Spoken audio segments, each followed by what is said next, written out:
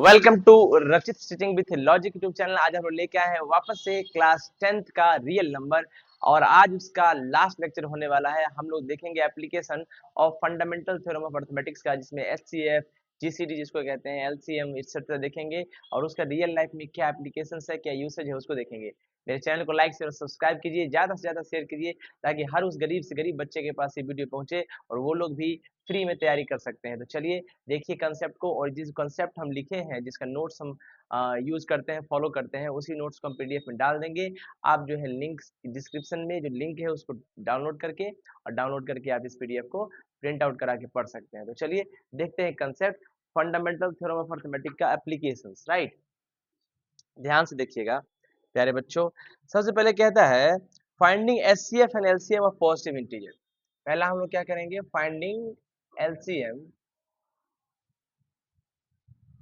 finding LCM and HCF of positive integers. मतलब पहले हम लोग पॉजिटिव इंटीजर्स का क्या करेंगे, एलसीएम और एचसीएफ निकालेंगे। ठीक है, ध्यान से देखिएगा। हम लोग सबसे पहले जा रहे हैं निकालने के लिए एचसीएफ। क्या निकालने जा रहे हैं, एचसीएफ। एचसीएफ इसी को हम लोग जी सी डी भी कहते हैं या जी सी एफ भी कहते हैं। ठीक है, एचसीएफ का फुल फॉर्म होता है highest common factor. Highest common highest common factor, right. GCT का फुल फॉर्म होता है greatest common division.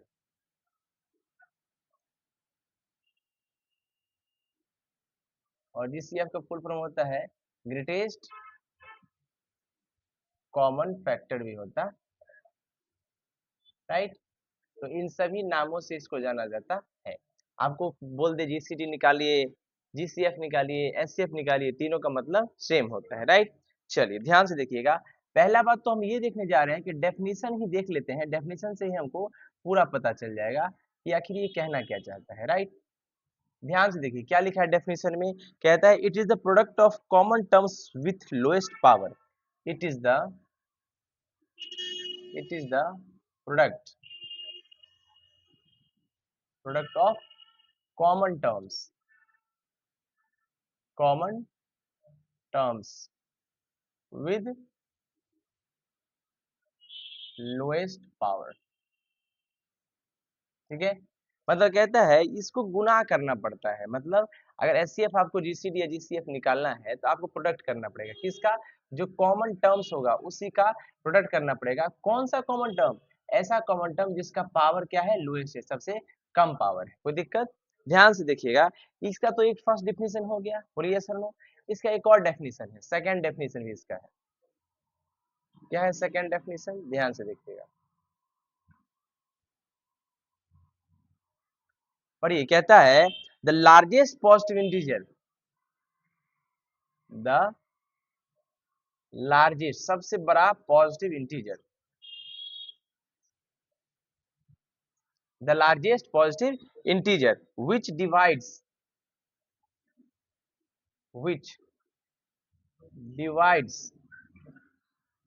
the which divides two or more, which divides two or more integers without any remainder, any remainder is called HCF, is called HCF या GCD या GCF, right. देखिएगा ध्यान से बच्चा क्या है, ध्यान से देखिएगा। कहता है ये सबसे largest positive integer, the largest positive integer वह पॉजिटिव इंटीजर जो डिवाइड कर देगा दो या दो से ज्यादा इंटीजर्स को बिना कोई रिमाइंडर छोड़े, राइट। उस वही एचसीएफ हो जाएगा, जीसीडी हो जाएगा, जीसीएफ हो गया। क्योंकि हम जानते हैं कि जो एचसीएफ होता है वो किसी भी नंबर को टोटली कंप्लीटली डिवाइड कर देता है। क्या करता है, कंप्लीटली डिवाइड कर देगा, और कंप्लीटली डिवाइड कर देगा तो रिमाइंडर उस केस में क्या आ जाएगा, 0 आ जाएगा। बोलिए सर नो, समझ में आया? तो वही नंबर क्या बन जाता है, एचसीएफ बन जाता है। ब्रेन में प्रश्न आया कि सर ये तो आप डेफिनेशन बता दिए, ये बताइए कि आखिर एचसीएफ निकलता कैसे है। तो चलिए उस कॉन्सेप्ट को भी देख लेते हैं कि एचसीएफ कैसे निकलता है। इतना समझ में आ गया बच्चा? चलिए देखिए अब हम लोग देखने जा रहे हैं how to find HCF. How to find HCF या जीसीडी या जीसीएफ कैसे फाइंड आउट करेंगे, ध्यान से देखिएगा। पहले क्या है, इसका एल्गोरिदम देख लेते हैं। एल्गोरिदम मतलब क्या होता है, स्टेप्स होता है। क्या होता है, स्टेप्स।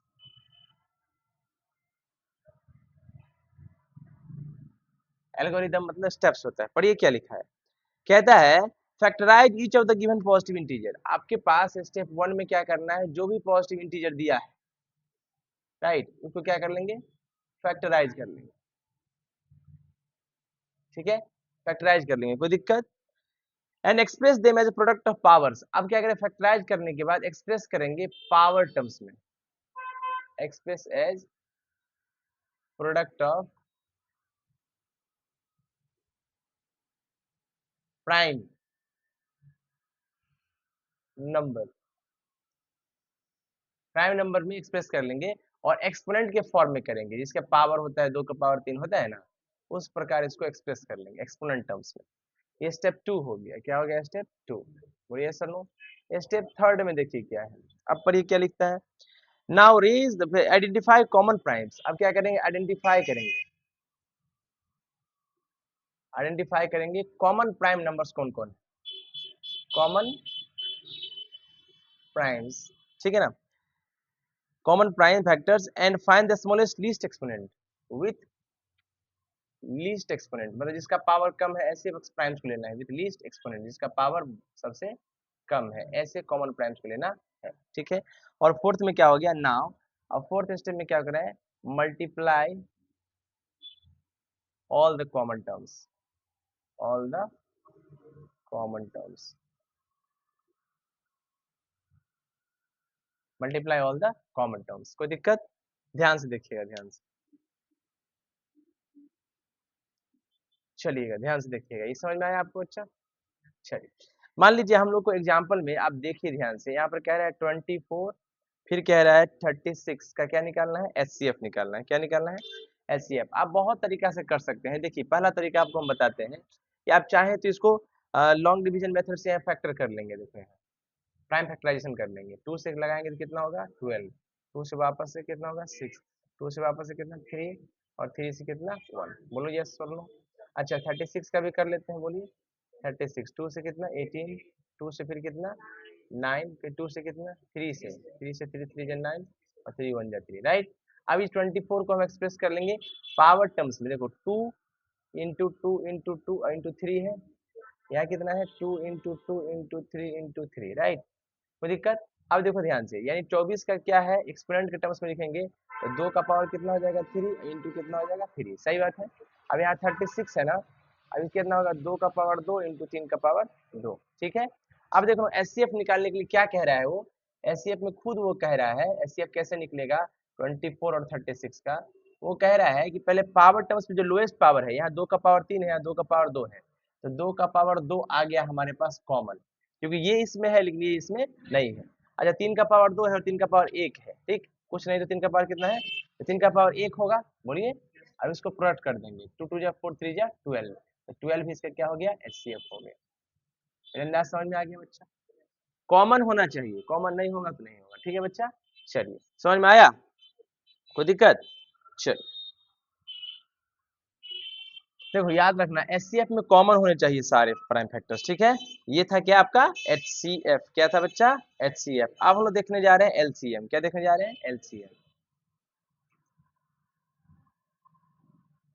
फुल फॉर्म क्या होता है इसका, lowest common multiple, lowest common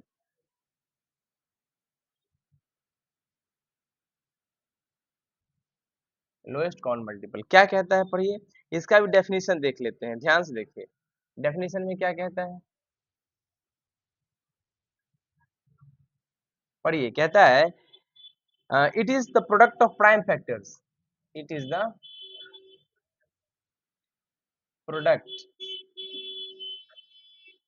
of prime factors, it is the product of prime factors with highest power. इसमें पावर क्या लेना है? हाईएस्ट लेना है।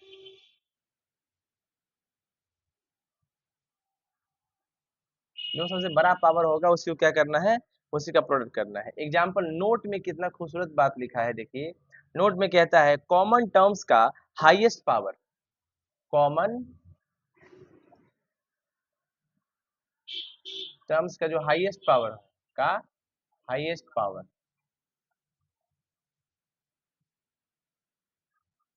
ठीक है।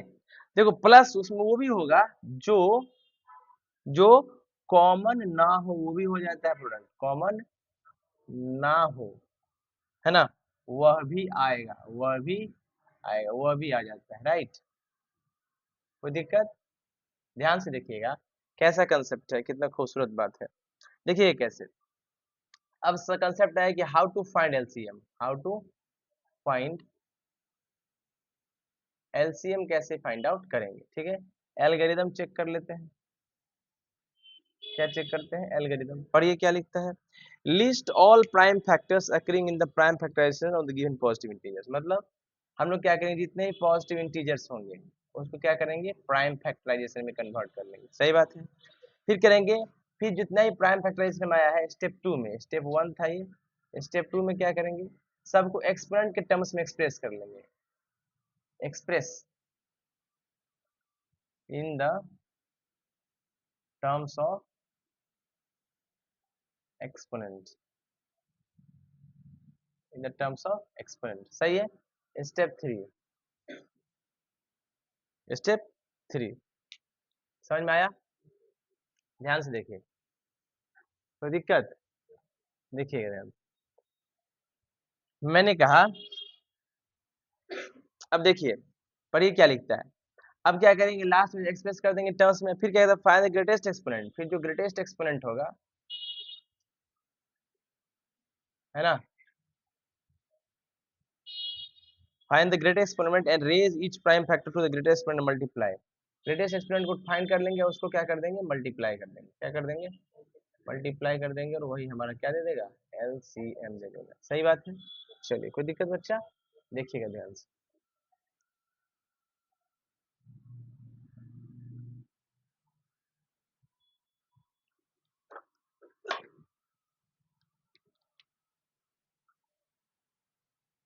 चलिए आगे हम लोग देख लेते हैं कि आखिर कैसे एलसीएम निकाला जाता है, ठीक है। ध्यान से देखिएगा,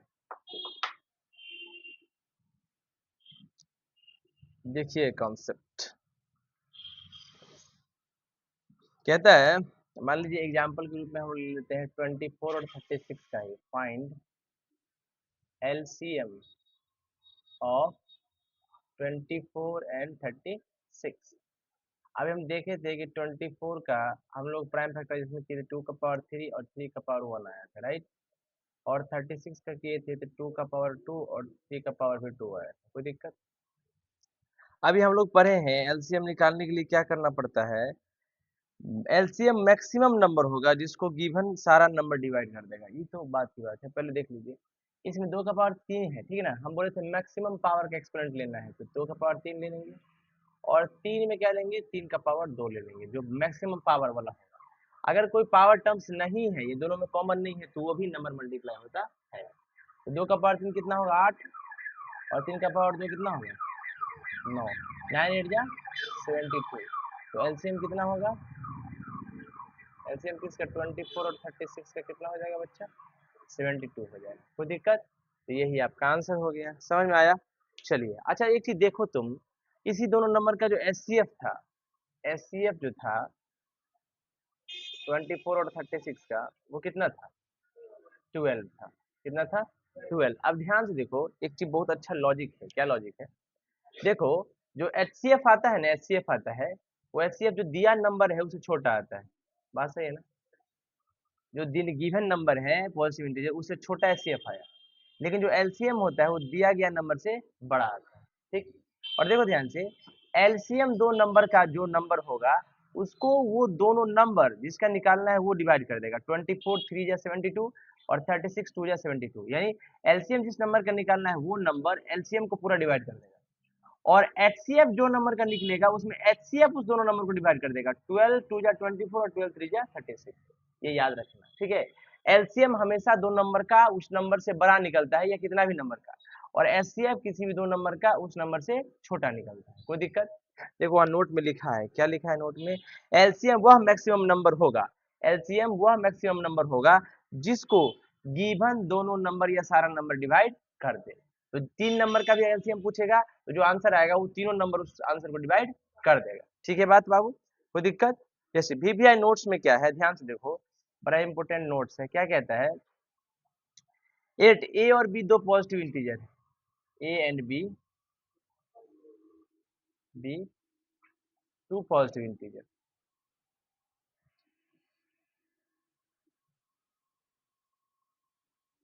सही बात है, ध्यान से देखो, and their HCF and their HCF is given is given and we have to find LCM। देखो ध्यान से क्या कहता है कि मान लो कि हमारे पास दो पॉजिटिव इंटीजर है, ठीक है, और हमारा उसका एचसीएफ भी दिया है, पॉजिटिव इंटीजर भी है, एचसीएफ भी उसका दिया है, और निकालना क्या है? एलसीएम। तो हम एक रिजल्ट का यूज करेंगे, उस रिजल्ट को हम लोग कहते हैं कि अगर हमारे पास दो नंबर है तो दोनों नंबर का जो प्रोडक्ट होता है वो एलसीएम इंटू एचसीएफ के बराबर होता है। सही बात है। तो अच्छा बताओ, यहाँ से अगर दोनों नंबर पता है और एचसीएफ पता है तो एलसीएम नहीं निकालेंगे? ये दोनों नंबर डिवाइड कर देंगे, इससे एलसीएम निकल जाएगा। कोई दिक्कत?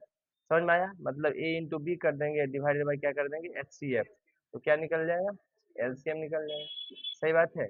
और अगर एलसीएम दिया रहे तो एचसीएफ निकल जाएगा, या दोनों में से एक नंबर दिया रहे तो दूसरा नंबर निकल जाएगा। सही बात है, कोई दिक्कत? चलिए, अब कहता है how to find HCF of three number. आप कैसे फाइंड करोगे तीन नंबर का HCF? How to find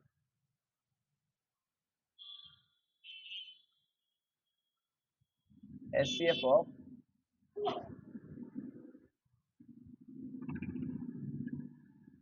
three numbers, तीन नंबर्स के एचसीएफ कैसे फाइंड आउट करेंगे? ध्यान से देखिए, let A comma B comma C, ये सब क्या है? इंटीजर, पॉजिटिव इंटीजर से, एंड ए जो है वो बी से छोटा है और बी जो है वो सी से छोटा है, यानी सबसे छोटा कौन है?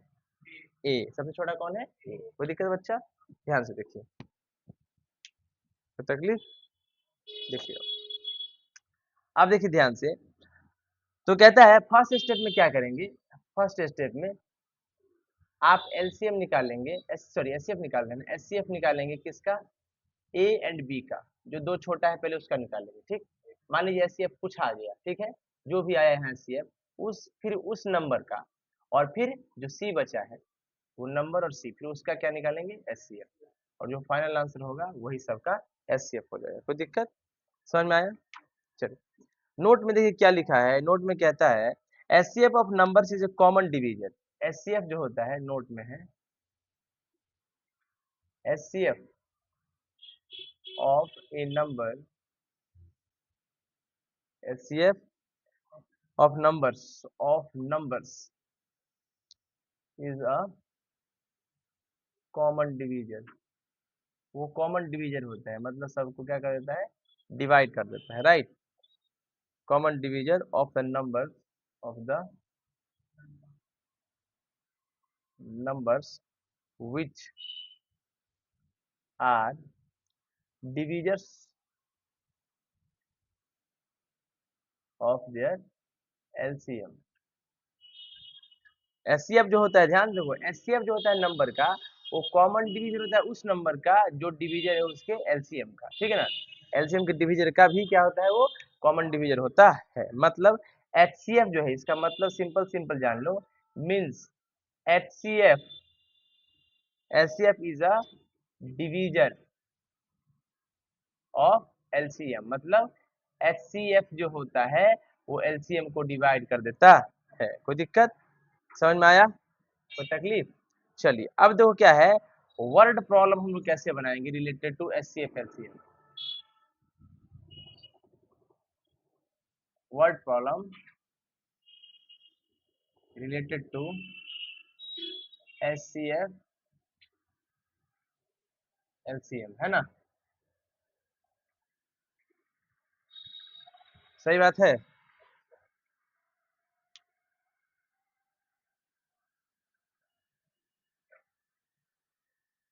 कोई दिक्कत? चलिए ध्यान से देखिए क्या कहता है। नोट देखो ध्यान से, एक बहुत इंपॉर्टेंट चीज है, पर भी क्या कैसे समझेंगे कि मान लो कभी कभी वर्ड प्रॉब्लम दिया रहेगा, तो हाउ टू अंडरस्टैंड,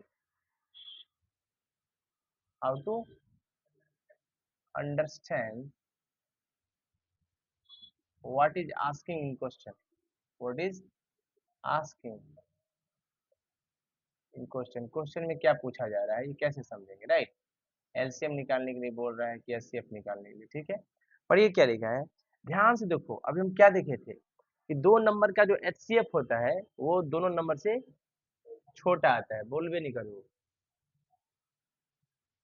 बोलना सीखो भाई। दो नंबर का जो एचसीएफ आता है वो उस नंबर से छोटा आता है। पर ये नोट्स में क्या लिखा है, पर ये नोट्स में कहता है एचसीएफ किसी नंबरों का छोटा हो सकता है, एचसीएफ किसी नंबरों का छोटा हो सकता है और बराबर भी हो सकता है। कोई दिक्कत? एलसीएम, एलसीएम बड़ा हो सकता है, जो लिखा है एलसीएम किसी नंबरों का नंबरों से बराबर या बड़ा ही होगा, बड़ा या बराबर होगा। तो एचसीएफ देखो हमेशा एचसीएफ है तो छोटा होगा और बराबर होगा, है ना?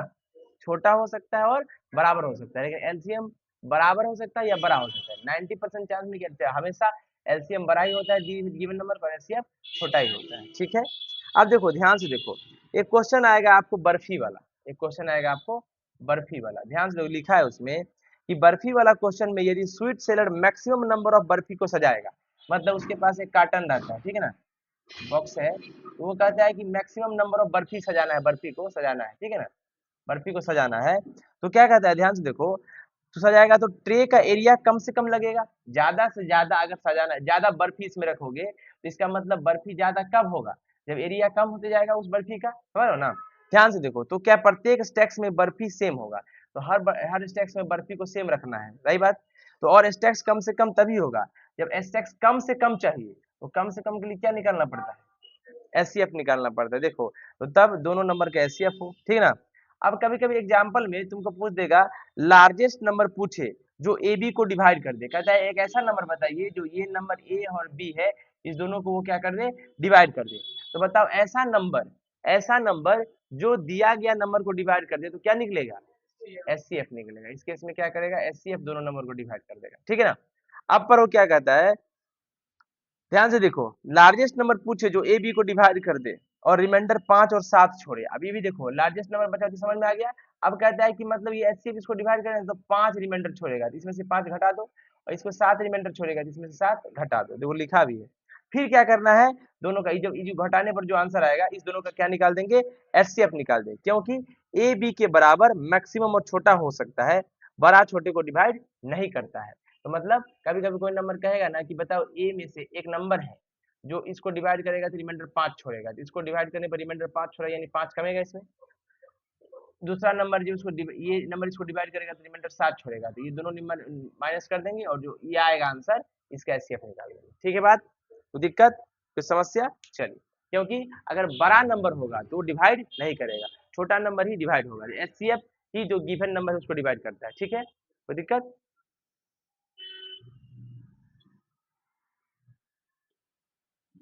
देखिए अगला कंसेप्ट क्या है, पर ये कहता है, अगर एग्जाम्पल देख लीजिए, कहता है अगर आपको कभी कभी पूछेगा मिनट्स, क्या पूछेगा, मिनट्स के बारे में रहे क्वेश्चन, या डिस्टेंस के बारे में रहे, किसके बारे में रहे, डिस्टेंस, या मिनिमम नंबर ऑफ कोई चीज पूछे, मिनिमम नंबर किसी चीज का पूछे, मिनिमम नंबर पूछे कोई चीज का, राइट, बोलिए। तो इस सब केस में क्या निकालेंगे, एलसीएम निकालेंगे, क्या निकालेंगे, एलसीएम, कोई दिक्कत? और देखो एग्जांपल में कहता है स्टेप्स का क्वेश्चन आएगा, सीढ़ी वाला क्वेश्चन आएगा, है ना, स्टेप्स के क्वेश्चन में, स्टेप्स के क्वेश्चन में,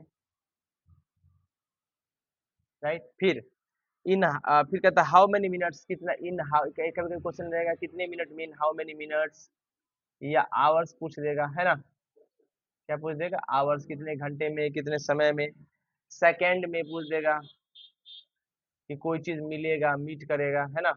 ये सब केस में क्या निकालेंगे, एलसीएम निकालेंगे, क्या निकालेंगे, एलसीएम। ध्यान से देखो, नोट में क्लियर करके एक बात स्पष्ट रूप से कह रहा है वो, क्या कह रहा है स्पष्ट रूप से, देखो कितना खूबसूरत बात नोट्स में कह रहा है वो। देखिए कहता है मिनिमम नंबर पूछे, जनरली मिनिमम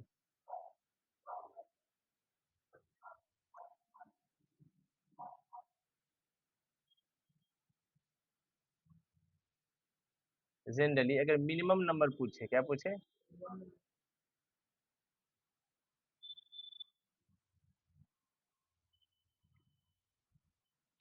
मिनिमम नंबर पूछे तो, मिनिमम नंबर पूछे तो एल्स क्या निकालेंगे, एलसीएम निकालेंगे, क्या निकालेंगे, एलसीएम। और मैक्सिमम नंबर पूछे, मैक्सिमम नंबर पूछे तो क्या निकालेंगे, एचसीएफ निकालेंगे। समझ में आ रहा है, बोलिए सर नो। ये कंसेप्ट है बच्चा, समझ में आया। अब हम लोग नए थ्योरी पर चलते हैं, बहुत इंपॉर्टेंट है वीवीआई थ्योरी। ये थ्योरी बहुत अच्छे से देखेंगे। अब हम लोग चलते हैं प्रूविंग, प्रूविंग इररेशनलिटी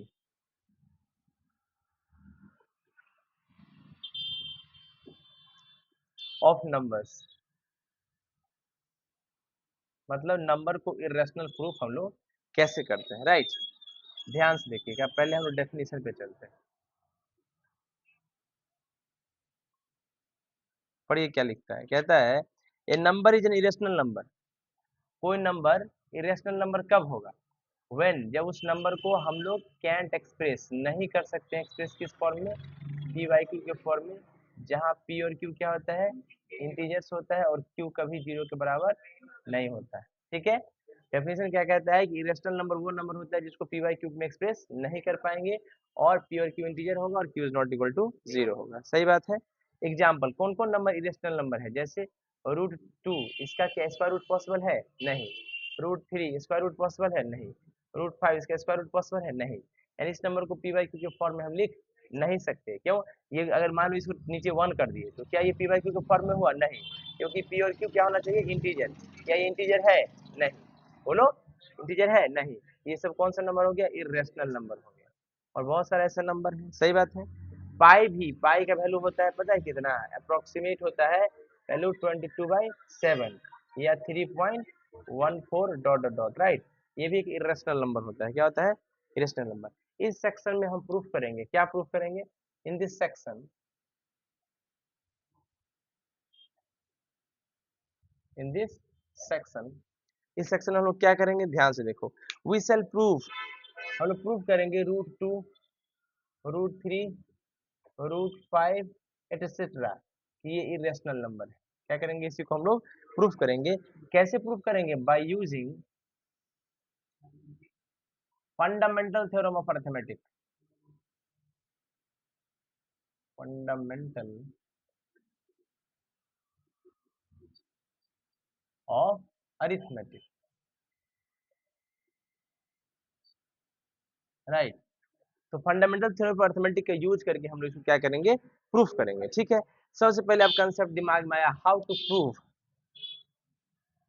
कैसे प्रूव करेंगे ये बताइए, हाउ टू प्रूव। ध्यान से देखिए कैसे प्रूफ करेंगे, कहता है, पढ़िए क्या कहता है, कहता है to prove for any prime number P, for any,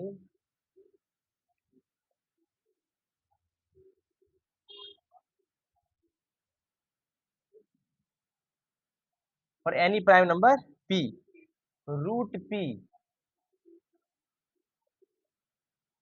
is an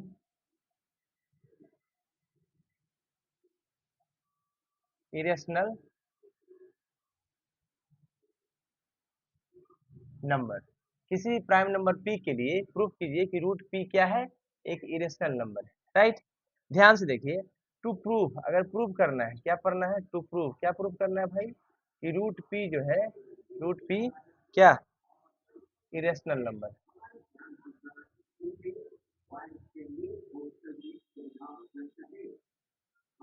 कोई दिक्कत, कोई समस्या? अब देखिए ध्यान से, इसमें लिखा है स्पष्ट रूप से, तो हम लोग एक रिजल्ट का यूज करेंगे,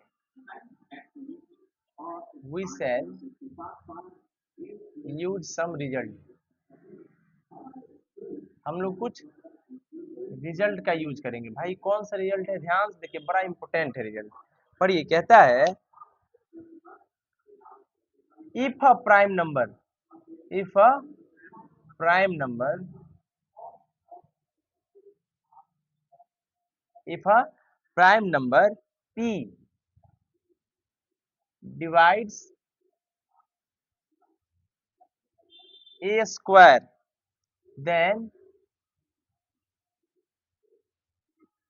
it also divides a। मतलब अगर कोई प्राइम नंबर p है ना, अगर वो किसी नंबर के स्क्वायर को डिवाइड करता है, तो उस नंबर का जो फैक्टर होगा a, उसको ही वो डिवाइड कर देगा। एग्जाम्पल देखिए, ध्यान से देखिएगा, एग्जाम्पल कितना खूबसूरत एग्जाम्पल है, देखिएगा इसको।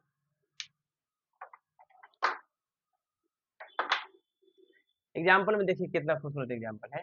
कहता है, ध्यान से देखिए, मान लीजिए हमारे पास एक नंबर है 2, क्या है, 2, ठीक है, और ये जो 2 है वो किसी नंबर a, यानी मान लो ये क्या है, 8 या 4 मान लो, क्या मान लो, छोटा नंबर लो, 4, और इस 4 के स्क्वायर को डिवाइड करता है ये 2, बिल्कुल करता है।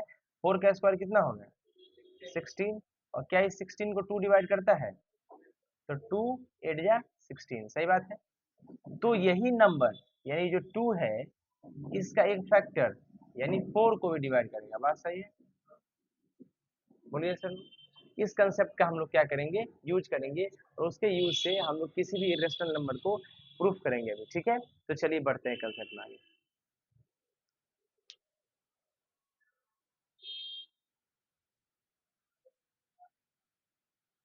देखिए, अब हम लोग प्रूफ करने जा रहे हैं उसको, ठीक है। देखिए, कहता है we shall prove irrationality, we shall prove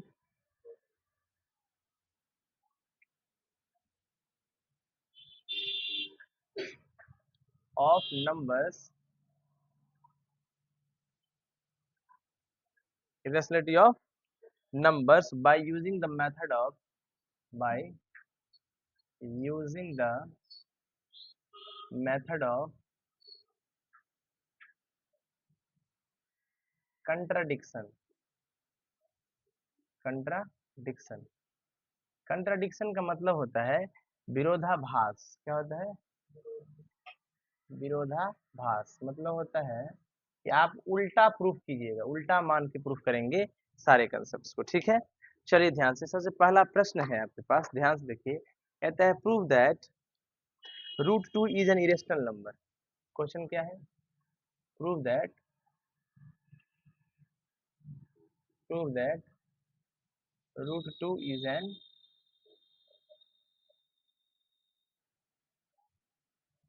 irrational number, prove that root 2 is an irrational number, proof कीजिए कि रूट 2 क्या है, एक इरेशनल नंबर, सही बात है, कोई दिक्कत, ध्यान से देखिएगा।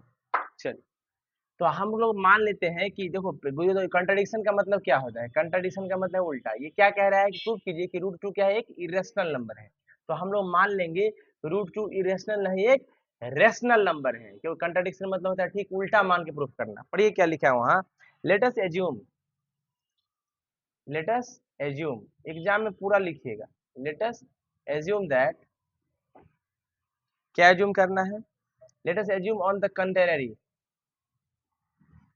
on the contrary, let us assume on the contrary that √2 is rational number. √2 को क्या मान लिए? रेशनल नंबर मान लिए, ठीक है। Then there exist positive integers, positive integers, positive integers a and b, such that, अच्छा बताओ, ध्यान से देखो, अगर हम मान लिए कि √2 एक क्या है? रेशनल नंबर है, तो पक्का वो positive integer a by b के फॉर्म में लिखा जा सकता है। तो √2 अगर है रेशनल नंबर तो उसको a बाई बी के फॉर्म में लिख सकते हैं। बोलो यस सर। और याद रखना a और b जो है को प्राइम होगा, क्या होगा? और को प्राइम अगर है तो जानते हैं कि HCF जो होगा वो ए और बी का वो कितना होगा? 1 होगा। सही बात है, कोई दिक्कत? अब देखो हम लोग क्या करते हैं, स्क्वायरिंग बोथ साइड्स। बहुत जो स्टेप हम कर रहे हैं वही स्टेप करना है एग्जाम में, स्क्वायरिंग बोथ साइड्स, ठीक है। ध्यान से देखना, √2 है ना, इसका स्क्वायर कर दिए, ठीक है। और ए बाई स्क्वायरिंग दोनों तरफ होता है, ए बाई बी का भी क्या कर दिए? स्क्वायर। जानते हैं स्क्वायर करने से रूट खत्म हो जाता है, तो यहाँ हो जाएगा 2 और ये हो जाएगा ए स्क्वायर बाय बी स्क्वायर। कोई दिक्कत बच्चा? समझ में आया? बोलो दिक्कत नहीं ना। अब क्या करते हैं, बी स्क्वायर को इधर लिख देते हैं, तो ए स्क्वायर बाय 2 हो जाएगा ये।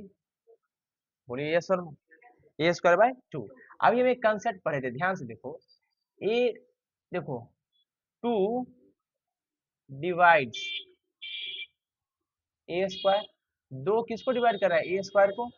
सो इट ऑल्सो डिवाइड्स, बहुत अच्छा, ए स्क्वायर को 2 डिवाइड करेगा तो ए को भी करेगा। बोलो यस सर।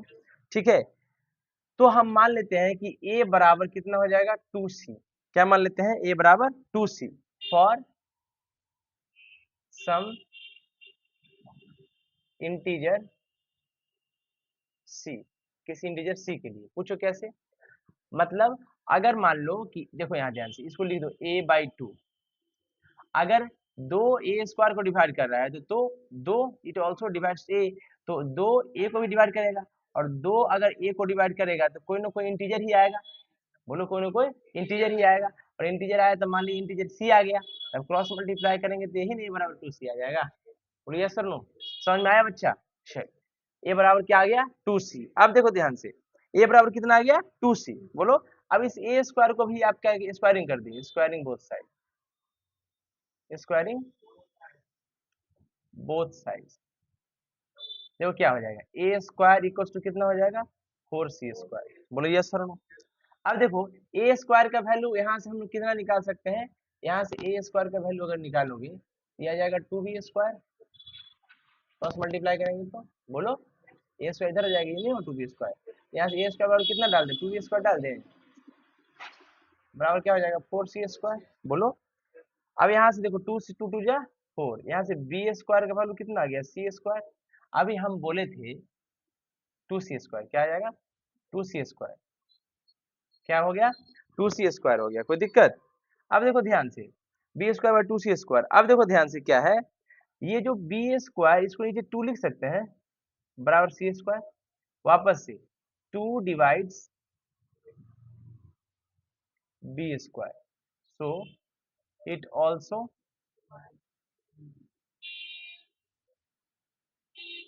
ये बी को भी डिवाइड करेगा। बोलिए सर कोई दिक्कत बच्चा?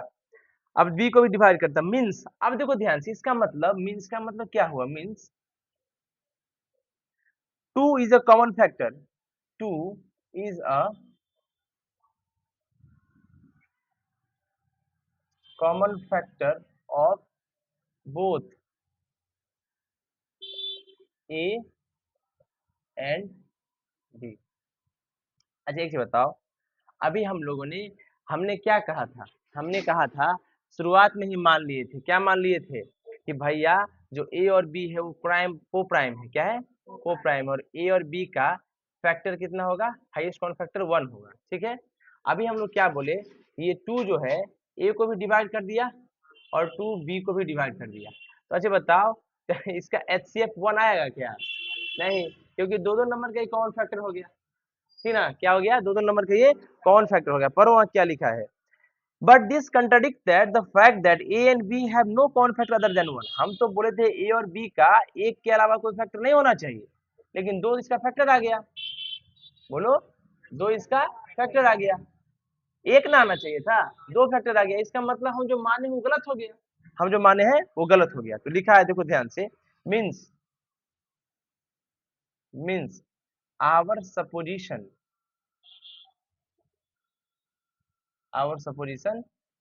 Was wrong. हमारा माना गया बात गलत हो गया। सही बात है, गलत था। हेंस इसका मतलब जो हम माने, क्या माने? √2 एक रेशनल नंबर है। क्या है? रेशनल नंबर है। ये बात ही क्या हो गया? गलत। तो जब गलत हो गया तो हम क्या कर सकते हैं? √2 रेशनल नहीं है, √2 is an irrational number. Irrational number. कोई दिक्कत? यही प्रूफ हो गया, आपके एग्जाम में आएगा। अब डिट्टो ऐसा ही कर देना, ठीक है? कोई दिक्कत बच्चा? बोलिए, समझ में आया? कोई तकलीफ? समझ में आ रहा है ना?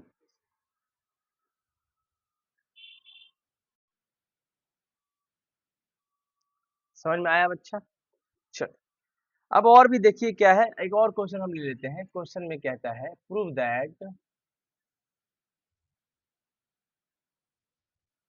दैट 3√2 इरेशनल नंबर है। क्या है? ठीक है, पढ़िए। अब हम क्या करेंगे? लेट वापस से मान लेंगे कि √3√2 जो है वो क्या होगा? रेशनल नंबर होगा। रेशनल नंबर होगा तो ए बाई बी या पी बाई क्यू के फॉर्म में हम उसको लिख सकते हैं। इसको ऐसे मल्टीप्लाई कर दो। क्या कर दो? इसको √2 को यही रहने दो, इसलिए जो a/3 भी लिख देंगे। a/3 भी लिख दिए, कोई दिक्कत? अच्छा बताओ, ए हो, 3 हो या बी हो, ये सब क्या होगा? इंटीजर होगा। क्या होगा? इंटीजर होगा। अगर इंटीजर है तो ये टोटल इंटीजर होगा, यानी a/3 भी क्या होगा? ये इंटीजर होगा। बोलो, कोई दिक्कत? इंटीजर होगा कि नहीं होगा? चल, मान लिए हैं तब रेशनल नंबर है तो इंटीजर तो होगा ही। बोलो, कोई दिक्कत? तो अगर इंटीजर है तो ये रेशनल नंबर हो गया। इंटीजर होगा अगर टोटल टोटल, ये क्या बिलोंग करेगा? रेशनल नंबर को। बोलो, है ना? इसका मतलब दिस कंट्राडिक्ट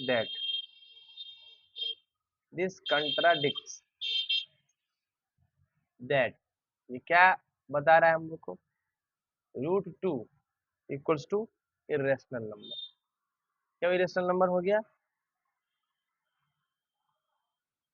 सो आवर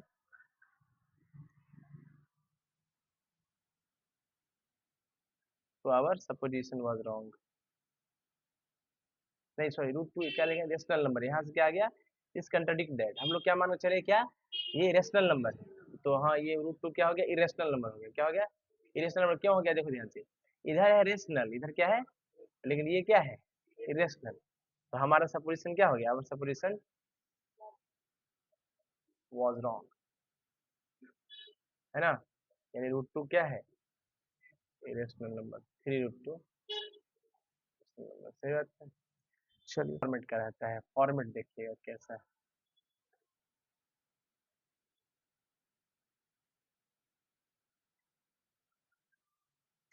कहता है ऑन प्रूविंग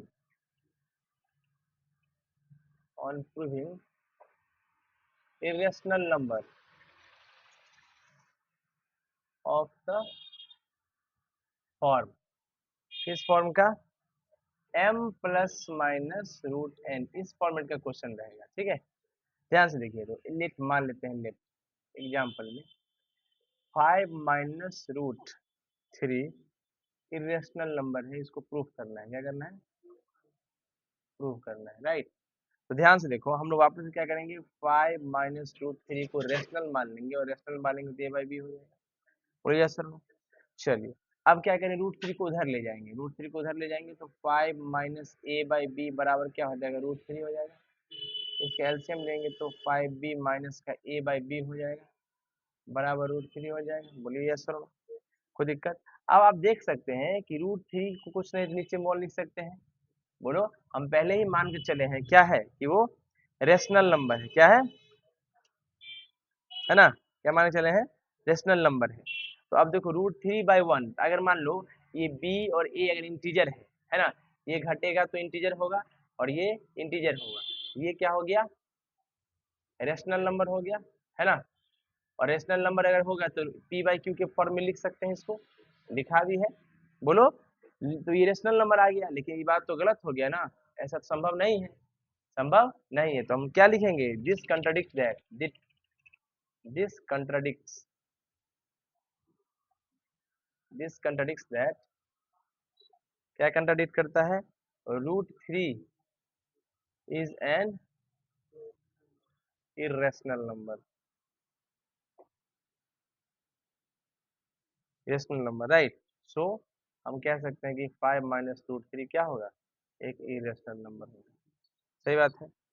चलो अब हम देखने जा रहे हैं बहुत वीवीआई कॉन्सेप्ट, नाम है क्या, nature of decimal expansion of rational number, nature of,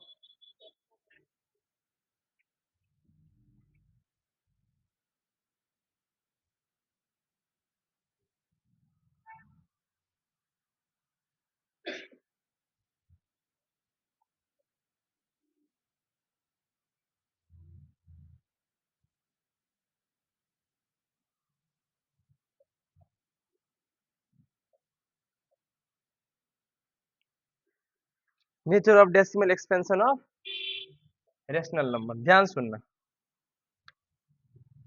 nature of decimal expansion of rational number, मतलब रेशनल नंबर का क्या देखना है, डेसिमल एक्सपेंशन देखना है, क्या देखना है, डेसिमल एक्सपेंशन, यानी डेसिमल में कैसे एक्सपेंशन होता है। पर वो क्या लिखा है, in earlier classes we studied the decimal expansion of rational number, हम लोग डेसिमल एक्सपेंशन कैसे देखे थे, टर्मिनेटिंग डेसिमल के रूप में, कैसे देखे थे,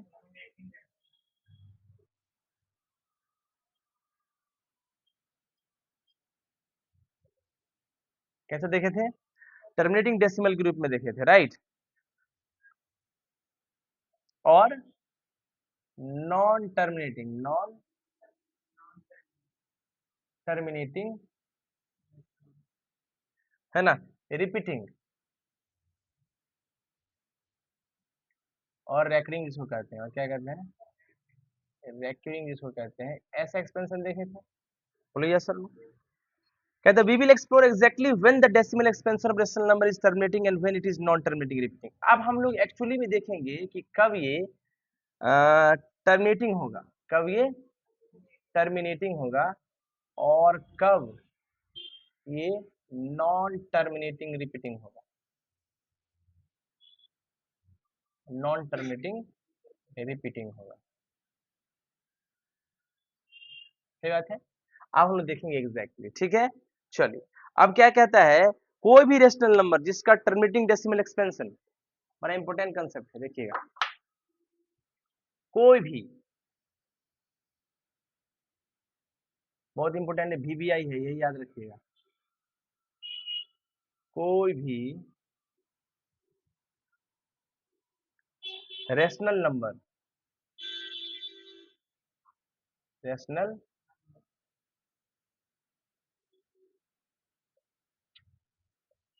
जिसका terminating decimal expansion, terminating decimal expansion,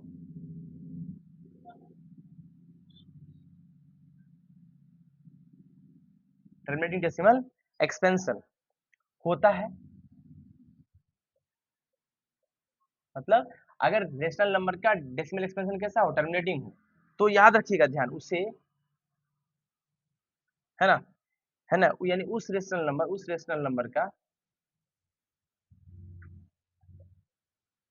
उस रेशनल नंबर का डिनोमिनेटर, क्या, डिनोमिनेटर को, अगर टर्मिनेट कर रहा है वो रेशनल नंबर, तो उसके डिनोमिनेटर को, डिनोमिनेटर को 10 टू द पावर n के फॉर्मेट में लिखा जा सकता,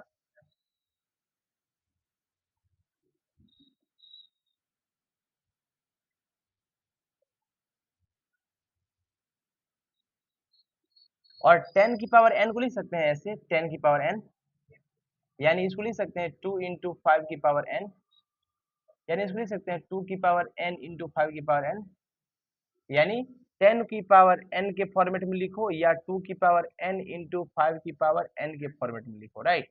तो ऐसे फॉर्मेट में अगर लिख दिए डिनोमिनेटर को, वो रेशनल नंबर का डेसिमल एक्सपेंशन यानी डिवाइड करने पर वो टर्मिनेटिंग आएगा। कोई दिक्कत, कोई समस्या? चलो एग्जाम्पल देख लेते हैं बच्चों।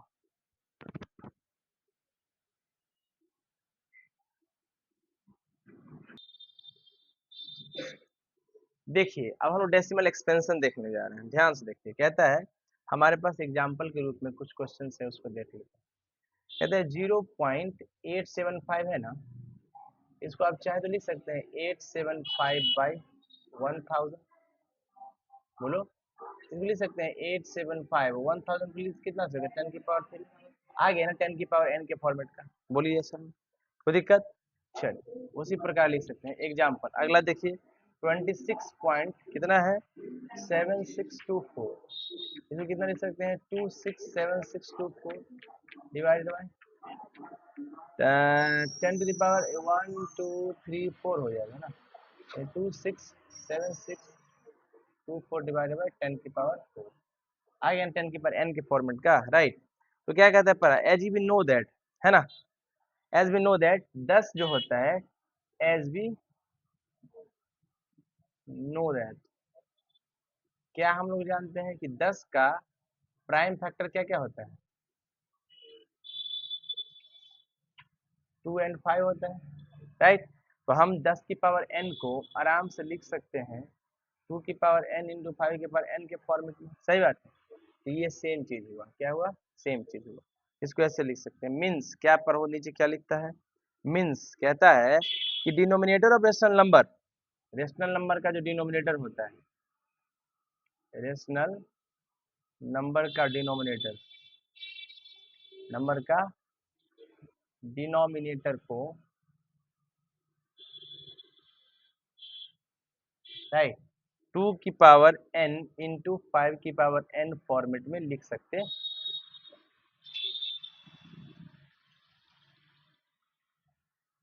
लिख सकते हैं, लिख सकते हैं। बोलिए यस सर, कोई दिक्कत? कहता है न्यूमरेटर को भी प्राइम फैक्टर्स में डिनोमिनेटर की तरह ही एक्सप्रेस करेंगे।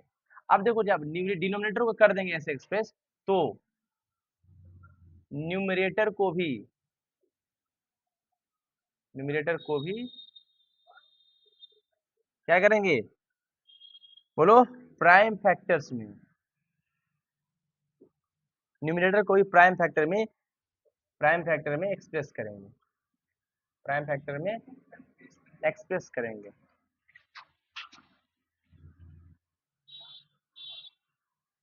डिनोमिनेटर की तरह। कैसे, डिनोमिनेटर की तरह, बात सही है।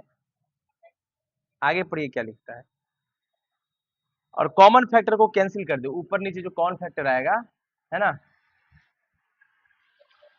कॉमन फैक्टर को कैंसिल करेंगे, सही बात है। बोलिए, हम पाएंगे कि डिनोमिनेटर का प्राइम फैक्टराइजेशन, अब जो क्या होगा, अब क्या हो जाएगा, जब इसे कर देंगे तो डिनोमिनेटर का जो प्राइम फैक्टर है, डिनोमिनेटर का प्राइम फैक्टर 2 की पावर m इंटू 5 की पावर n फॉर्मेट में आ जाएगा, ठीक है। कोई दिक्कत? जहां m और n जो होगा पावर, ये क्या होगा, हमेशा नॉन निगेटिव इंटीजर होगा, नॉन निगेटिव, यानी वो निगेटिव इंटीजर नहीं होगा, निगेटिव इंटीजर नहीं होगा। कोई दिक्कत, समझ में आया? देखिए कहता है property let x be a rational number whose decimal expansion terminates. मान लो हमारे कंसेप्ट है x क्या है, एक रेशनल नंबर है, और रेशनल नंबर है जिसका डेसिमल एक्सपेंशन टर्मिनेटिंग, ठीक है। कोई दिक्कत? जब देन x को हम लोग क्या कर सकते हैं, तो x को हम लिख सकते हैं p बाई क्यू के फॉर्म में, हमारा रेशनल नंबर है तो p बाई क्यू के फॉर्म में है, जहां p और q को प्राइम होगा, क्या होगा, को प्राइम होगा। बात सही है कि नहीं, बोलिए, लिख सकते हैं ना। चलिए, और ऐसा है, अगर ऐसा है, अगर रेशनल नंबर है तो जो q होगा, q को हम लिख सकते हैं 2 की पावर m इंटू 5 की पावर n में एक्सप्रेस कर सकते हैं। बात सही है, क्योंकि डिनोमिनेटर है। सही बात है, कोई दिक्कत? बोलिए भैया। चलिए, और m और n क्या होगा? नॉन निगेटिव इंटीजर होगा, ठीक ना, कोई दिक्कत तो नहीं।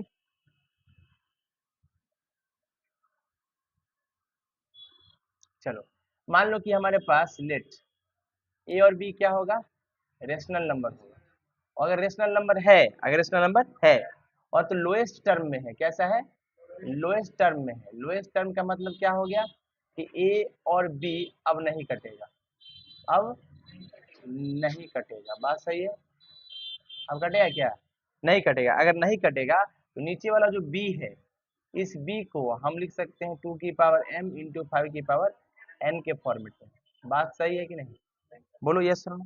तो चलिए हम मान लेते हैं कि पहली बार जब हम डिवाइड किए तो m और n का पावर क्या आ गया? सेम आ गया। तो हम लोग केस फर्स्ट ले लेते हैं। केस फर्स्ट में कहता है कि m का वैल्यू n के बराबर आ जाए, यानी दोनों का पावर क्या हो जाए? इक्वल हो जाए। तो कहने का मतलब कि a बाई बी रहेगा, उसमें a ऊपर है और नीचे इसको क्या लिख सकते हैं? 2 की पावर m इंटू 5 की पावर n के फॉर्मेट में। और a m और n बराबर है तो इसको लिख सकते हैं a 2 की पावर भी m और 5 की पावर भी m लिख सकते हैं, क्योंकि m और n बराबर है। तो a बाई क्या होगा? 10 की पावर n। बोलो यस और नो, समझ में आया? केस 2 में क्या है? जब m जो हो वो ग्रेटर होगा n से, m जो है ग्रेटर होगा n से। इस केस में ध्यान से देखो क्या करेंगे, तो m बराबर हम लोग मान लेंगे, m बराबर n प्लस पी मान लेंगे, ठीक है। जहाँ पे p कोई क्या होगा? Positive integer. क्या होगा? पॉजिटिव इंटीजर होगा। ध्यान से देखते जाए कंसेप्ट।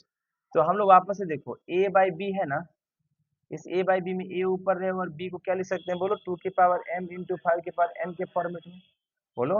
अच्छा, ये a हो गया इंटू, ध्यान से देखना, हम लोग नीचे वाले अगर नंबर में ध्यान से देखना, ये क्या करेंगे? ये 2 की पावर m ही रहेगा, है ना। और ध्यान से देखो, 2 की पावर m ही रहेगा और n को हम क्या लिख सकते हैं? m को n प्लस पी लिखा है ना। हाँ, गड़बड़ कर दिया क्या? हम्म, ये लिख दिया है 5 का पावर जो n है ना, n को लिख दिया है, m ना होना चाहिए था, उल्टा कर दिया है क्या? नहीं, माइनस किया है। क्या किया है? माइनस किया है। ध्यान से देखो क्या किया है, इसको इस फॉर्मेट में लिख सकते हैं, ये 5 की पावर n प्लस पी के फॉर्मेट में इसको लिख दो। लिख दिया। और ऊपर भी 5 की पावर p से मल्टीप्लाई कर दो, ठीक है। माइनस a इंटू 5 की पावर p डिवाइडेड बाई 2 की पावर m इंटू 5 की पावर n इक्वल है। क्या है? इक्वल है। ये कैसे हुआ? देखो ध्यान से, अगर यहाँ से n प्लस पी है ना, और यहाँ पर देखो इसको क्या करते, मल्टीप्लाई होगा 5 की पावर n इंटू 5 की पावर p हो जाएगा, 5 की पावर, और इसको n प्लस पी लिख दिया है, n को n प्लस पी लिख दिया थी, n प्लस पी बराबर क्या है? m है ना। बोलो। तो यहाँ पर m बराबर क्या हो गया? n प्लस पी, तो ये m हो गया। समझ में आया? और ये p ऊपर ही रहेगा, ये क्या रहे? p ऊपर रहेगा। इसका मतलब क्या हो गया? इसका मतलब हो गया बच्चा, ये हम इसको लिख सकते हैं a इंटू 5 की power p divided by 2 into 5 की पावर m, है ना। यानी यही जो नंबर है, ये कोई आएगा c नंबर, इसका मान लेंगे कोई नंबर c, ये हो जाएगा 10 की पावर m। यही आपका आंसर हो जाएगा, जहाँ c का वैल्यू कितना है? a इंटू 5 की पावर p। ये c का वैल्यू यही ना है। बोलिए सर में कोई दिक्कत? समझ में आया? और केस 3 में क्या कहते हैं उसको देख लेते हैं। थर्ड में क्या कह रहा है? जब m का वैल्यू n से छोटा होगा। सही है। तो फिर यहाँ मान लिया n बराबर m प्लस पी मान लिया है। सही है। तो वापस से देखो, जहाँ p क्या होगा? कोई पॉजिटिव इंटीजर होगा। सही है। तो वापस से देखो क्या लिखना है,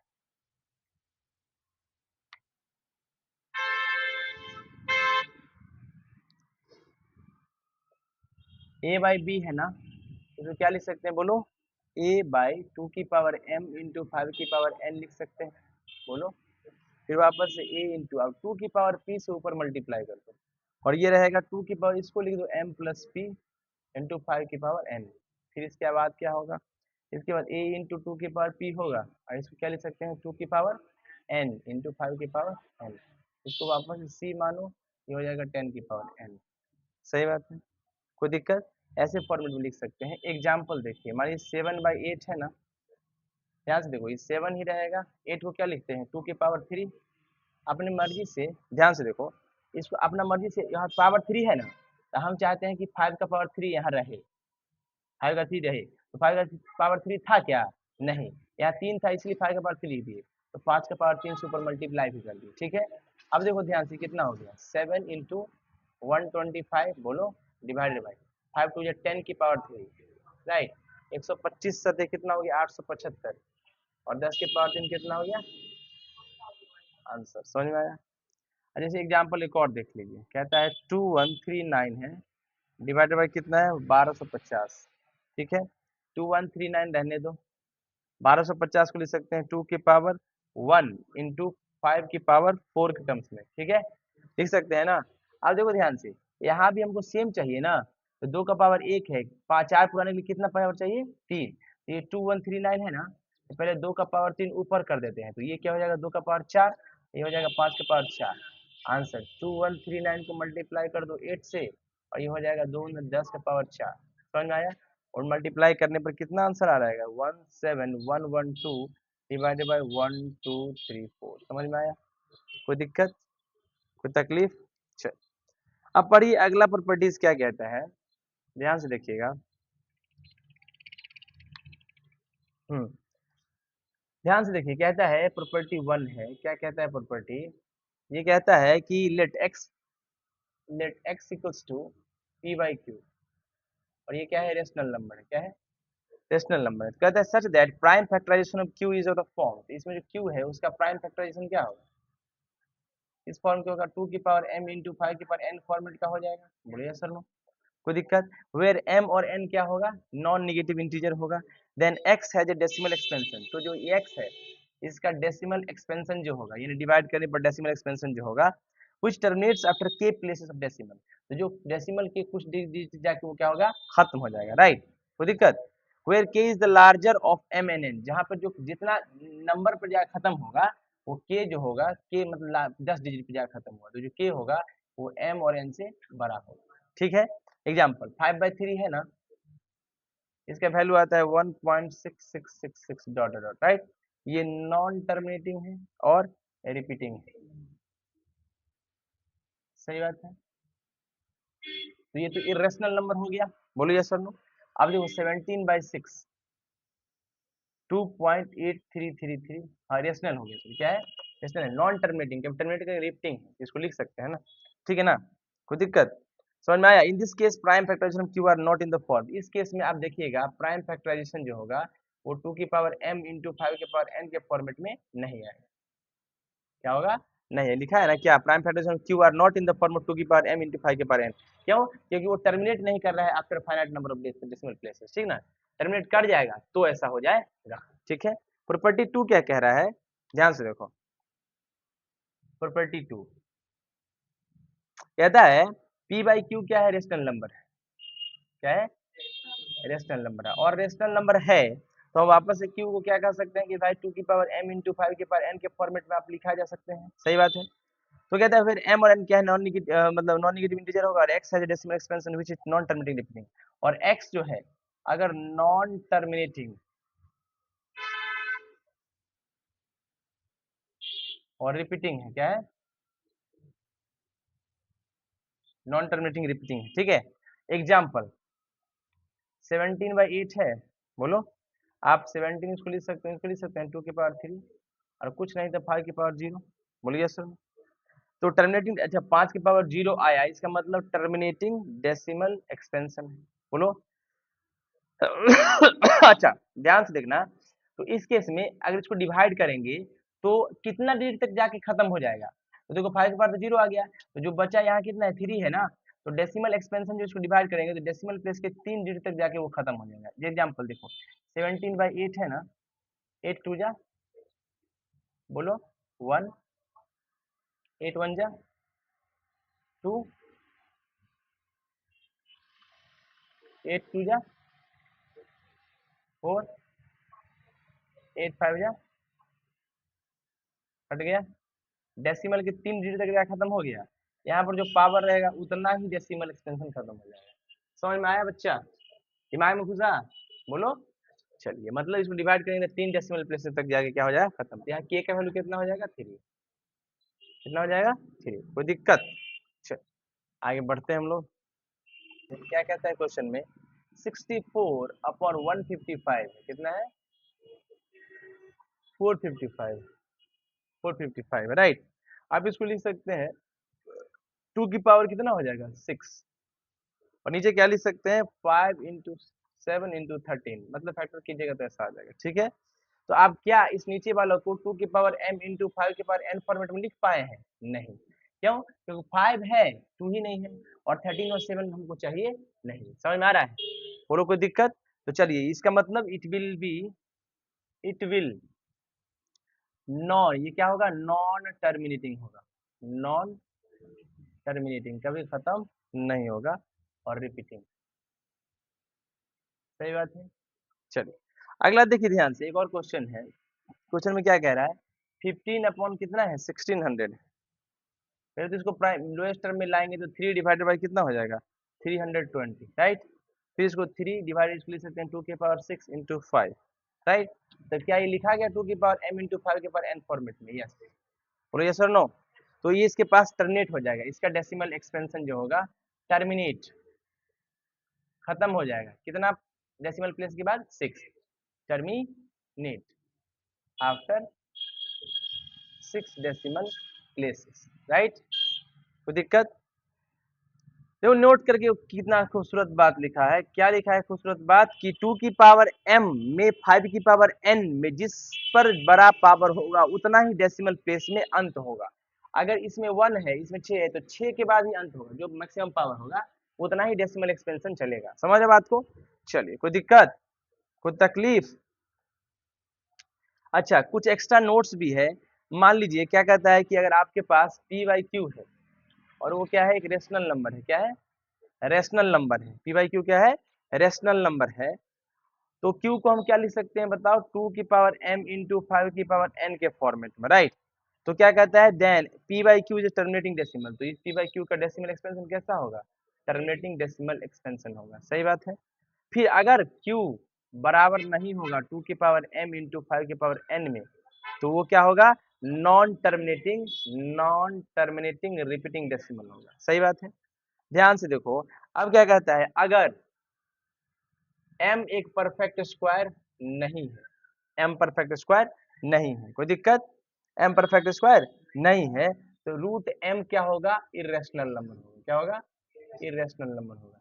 उसी प्रकार क्यूब रूट भी m भी अगर परफेक्ट क्यूब नहीं है तो भी क्या होगा, इरेशनल नंबर होगा। सही बात है।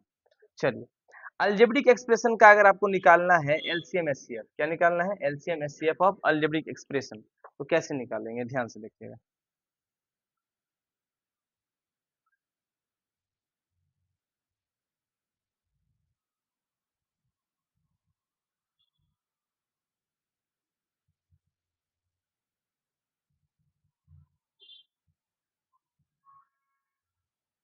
ध्यान से देखिए, अलजेब्रिक एक्सप्रेशन का निकालना है, तो देखो क्या निकालना है, एचसीएफ आपको निकालना है। क्या निकालना है, एचसीएफ क्या करेंगे, take the common of all the prime factors of two polynomials, take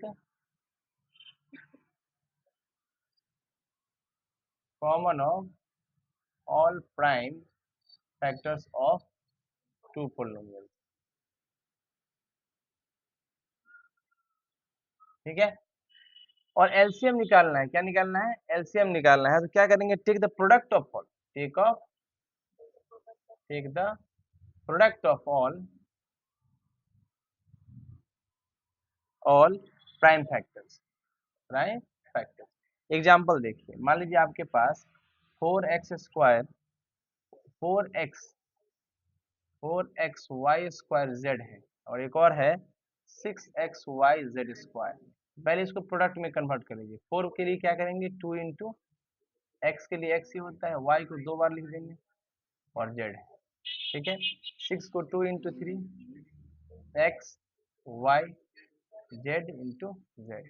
क्या चाहिए पहले, एच सी एफ कॉमन चाहिए मेरे को। इसमें भी दो दो बार है, एक है तो एक ही कॉमन आएगा। तो लोएस्ट टर्म चाहिए, एक्स एक है, यहाँ पर एक चाहिए, वाई भी एक आ जाएगा, और जेड दो है तो एक आ जाएगा। आंसर कितना हो गया, 2xyz। और एलसीएम चाहिए, क्या चाहिए, एलसीएम चाहिए, तो मैक्सिमम पावर वाला लेंगे, 2 के पावर 2 लेना पड़ेगा, 3 तो लेंगे ही, एक्स भी लेंगे, वाई का स्क्वायर और जेड का स्क्वायर चाहिए। बोलो यस सर। कोई दिक्कत? यहाँ कितना होगा? 4 3 जा 12 x y square z square. समझ में आया बच्चे? बोलिए कोई दिक्कत? LCM and HCF of fraction. सही बात है। ध्यान से देखिए, अगर एलसीएम निकालना है फ्रैक्शन का, एलसीएम ऑफ फ्रैक्शन निकालना है, तो आप क्या कीजिएगा? देखिए, एलसीएम पहले न्यूमरेटर का ले लेंगे, एलसीएम ऑफ न्यूमरेटर जो जो फ्रैक्शन दिया रहेगा, राइट, और डिवाइडेड कर देंगे उसको एचसीएफ ऑफ डिनोमिनेटर। यही आंसर आ जाएगा। सही बात है। अगर आपको क्या निकालना है? एचसीएफ फ्रैक्शन का निकालना है, एचसीएफ ऑफ फ्रैक्शन चाहिए, तो आप क्या कर दीजिएगा? HCF of numerators upon LCM of denominators कर दीजिएगा। सही बात है। चलिए, ये सारे कंसेप्ट थे आपके। आज के लिए इतना ही रखते हैं। ये आपका पहला लेक्चर कंप्लीट हो गया, यानी रियल नंबर कंप्लीट हो गया टोटल। और मिलते हैं अगले लेक्चर में। Please like share subscribe channel. Thank you, thanks lot.